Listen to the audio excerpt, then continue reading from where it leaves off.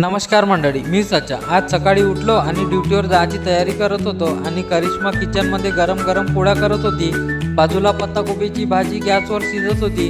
आई सकाळी सकाळी पैसे मोजत होती आणि मग सकाळी सकाळी चांगली थंडी पडून राहिली होती. गाडीची सीट वगैरे ओली झाली होती. करिश्माचा डब्बा तयार झाला. मग तिने डबे वगैरे गाडी लटकवले. मग मी गाडी पालवाने पुसली. नंतर मग दूध वगैरे तयार झालं होतं न्यासाठी. मग दुधाच्या डबे मग बांधासाठी हे पहिले दोरी वगैरे आपण रस्सी वगैरे सोडली. त्याच्यानंतर मग दुधाचे डबे बांधण्यास तयारी केली. अशा पद्धतीने दुधाचा डब्बा बांधा लागते. मग आपल्या अशा पद्धतीने मग सगळी तयारी वगैरे झाली. मग आपली दुधाचे वगैरे डबे बांधून सगळं सामान वगैरे घेऊन पहिले कसं दूध नाही का घरोघरी म्हणजे वाटप चालू होतं आपलं. म्हणजे वाटप करत होतो. कुणाला 1 लिटर कुणाला 2 लिटर असं देत जायचो. पण आता कसं ड्युटीच्या टायमाच्या याच्यानं नाही का जुळत नाही. तो जनरल ड्युटी राहते आपली.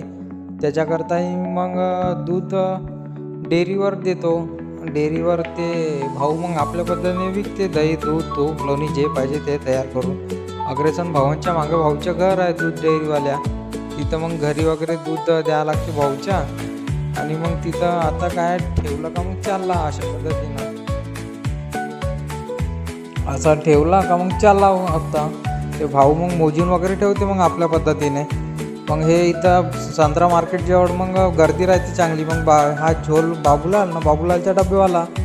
मग याला उचललं रामनगरवरून. मग रामनगरवरून घेतला. इथून खर्रा वगैरे घ्यावं लागते. मग आपल्याला खर्रा म्हणजे कोणता गोड खर्रा खावा लागते. ते दिवसभर काम करावं लागते ना, तर पाहिजे थोडंसं काही ना काही.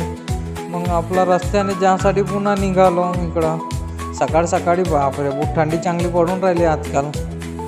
आता मेजर गेटवर आलो. आता मग ड्युटीवरच्या समोर गेलो. पुन्हा ड्युटीवर आलो. सकाळी सकाळी पोट्टे ऊन खात होते. मग ठीक आहे, धन्यवाद. मग पाहत राहा.